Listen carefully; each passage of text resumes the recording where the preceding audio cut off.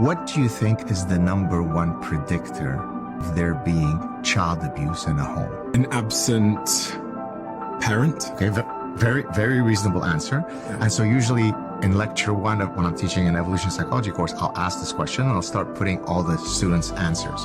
And they're all reasonable answers. If there is alcoholism in the home, if one of the parents had been abused in their past so that they mimic that behavior onto their children, then all reasonable. Well, what if and by the way, no one guesses what the real answer is. So then I say, well, guess what, guys? You just listed 25 reasonable predictors.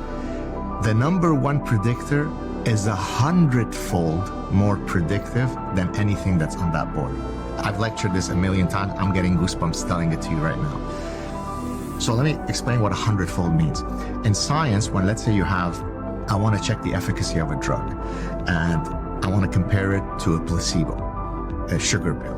Well, if it has a 1.2 odds ratio, meaning it's 20% more effective, so it's 1 to 1.2, that would be a big effect. 1 to 1.2. What I'm saying is 1 to 100. So it is astronomically greater effect than anything we would typically publish in science. Well, the number one reason, Stephen, I've kept you in suspense long enough, is if there is a step parent in the family. So there's 100-fold increase in child abuse if the home is not made up of two biological parents. This is why the fable of Cinderella is such a universal fable, because it speaks to an evolutionary principle.